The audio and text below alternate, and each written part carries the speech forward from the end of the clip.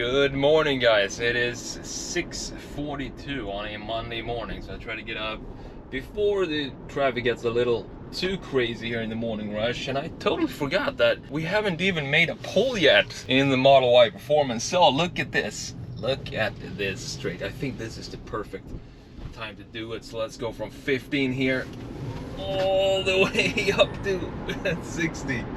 Oh, yeah, that never gets old. That's the right way to wake up.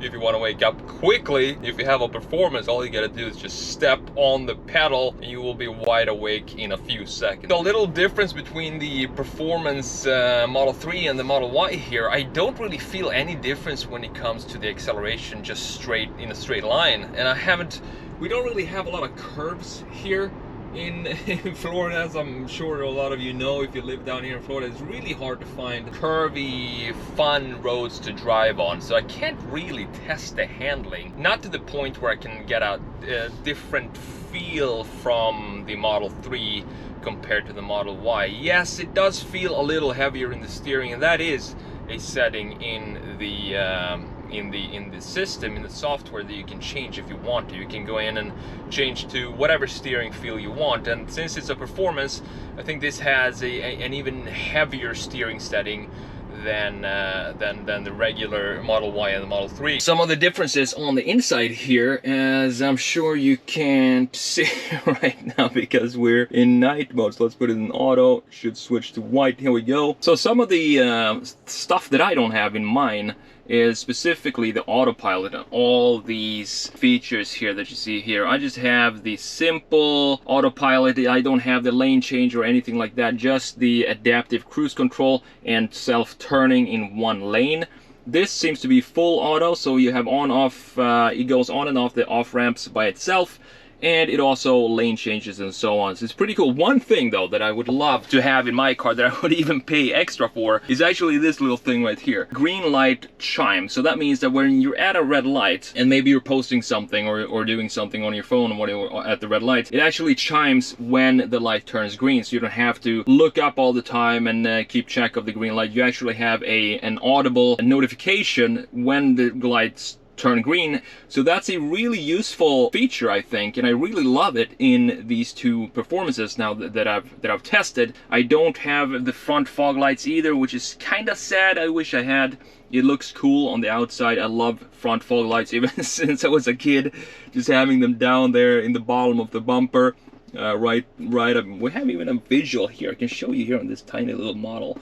So down there, and this little bumper, you have the two fog lights. They can turn it on and off, and it just makes the car look more aggressive. It's just a childish thing, but it looks cool. I think the rest is pretty much the same here. Not a lot of differences when it comes to the menus. It really doesn't feel any different from a Model 3, even though you're sitting a lot higher, of course, but that's pretty much it. And here's a Lexus LC500. Looks pretty cool, these cars. They still look like a concept car, which is nuts that they actually produced this car the way it is. Take this corner here in a little higher speed than you would normally do, and it feels solid, it feels planted. There's not a lot of body roll at all going on. So yeah, the center of gravity is low, as expected. All the batteries and stuff are down below in the bottom of this car. Can I have a venti decaf cappuccino, please? Anything else? That's it? I'll see you at the window. Thank you. Thank you. I actually stopped drinking caffeine about 10 months ago or 8 months ago or something like that. I actually made a video on that and the results and the effects of quitting caffeine. I do enjoy every now and then a decaf cappuccino like that, because it just tastes good. But if you want to check out the video on how I quit coffee and why and how it affected me, then go check out the video. I'm gonna link it down in the description up here in the corner or whatever. It's here on the channel anyway. But what we're gonna do now is head to the park. We're gonna get some nice clean drone footage chasing this car and have some fun. So let's do that. Another thing I don't want to forget to mention is, compared to the Model 3 here, I'm just all over the place today, but the rear view mirror, the rear view visibility through the mirror right here is it's a little slot back there, and that has to do with the interior here, of course, being a full glass roof all the way back. It needs some structure at some point, so I guess they decided to put it back there, which is totally fine for me. It's not a big deal. The slot is very well placed. If you're gonna have a slot anywhere, looking back, that's exactly the spot where you want it. Let's do a quick little pull here. Hopefully there's no police around. But we're going 47 now. Let's just and then we have a Ford F-150 pulling out right in front of me. So let's go to the side of him right here. Slow down a little bit and 40. Oof, it's such a pull. It's a roller coaster. It's the same as the Model 3 Performance. It's that roller coaster sensation that you get only from electric cars. It doesn't really happen in internal combustion cars because you get, of course, the pull instantly. As soon as you step on the pedal, you have 100% torque. And that's the magic with, I would say, the electric cars. And if you haven't test driven any electric car yet, doesn't matter. It doesn't have to be a super powerful one. Just to get the sensation of the sort of driving experience, I would definitely suggest or advise you to go and test drive one and see if you like it or not. Chances are you will love it, because it's hard not to like it at all. So go and do that and let me know what you think in the comments below. If you just tested an electric car for the first time, did you enjoy the experience, or was it not what you expected it to be? All right, guys, so here we are on this beautiful park, and it is a Monday morning, close to 7, so it's obviously going to be empty. Absolutely perfect. Sun is coming up over there, and I want to talk about the interior a little bit of the Model Y here. The interior, as you know, as I've said before, the Model Y in general, it just shares a lot of parts with the Model 3. The body style is obviously different, but all the details, the door handles, the lights, both front and back, is exactly the same.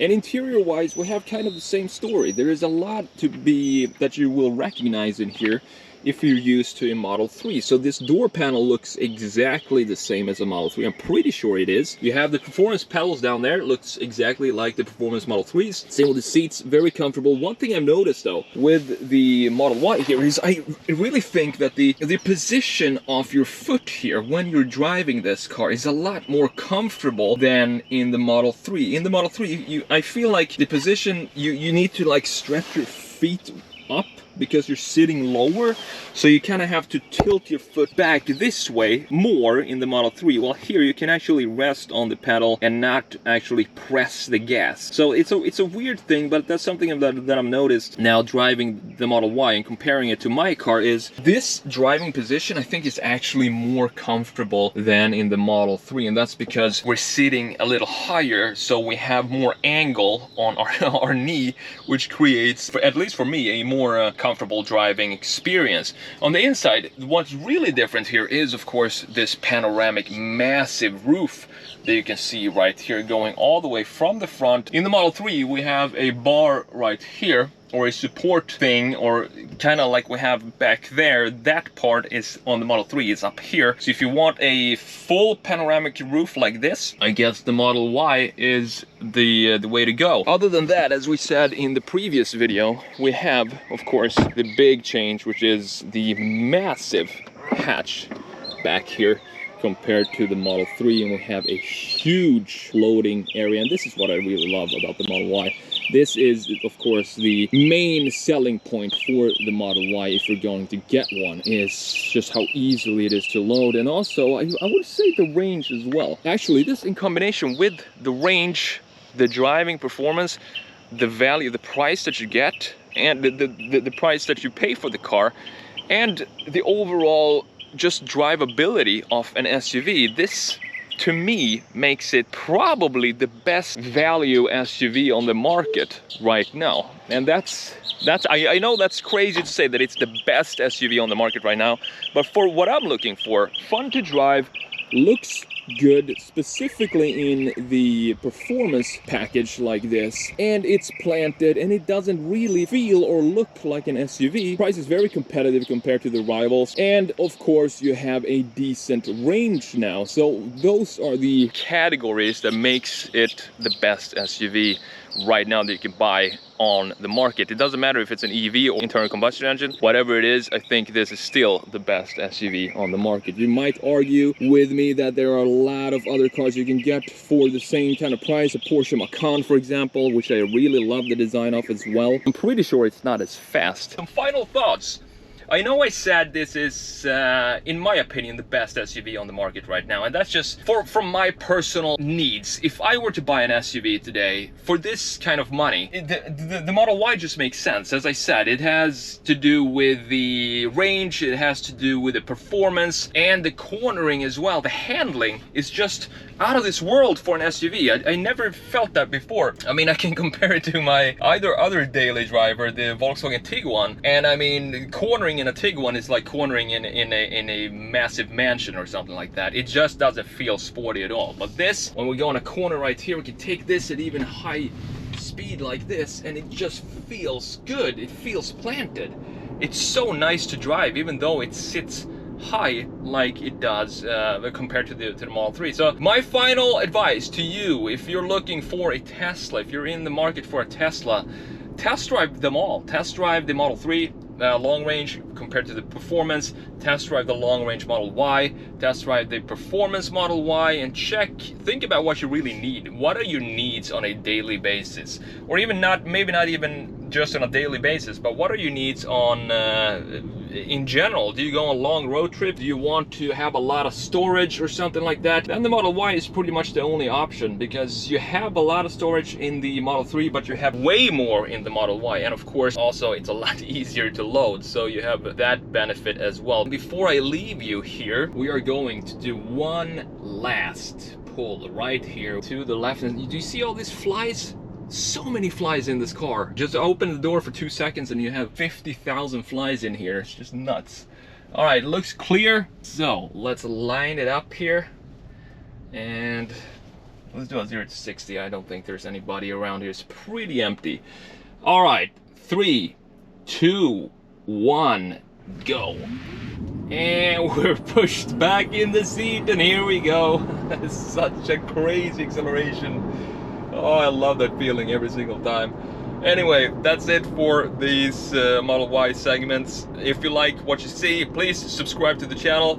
I really appreciate it. And like the channel if you enjoyed this specific video. Thanks again for watching. I will see you in the next video. Take care, guys.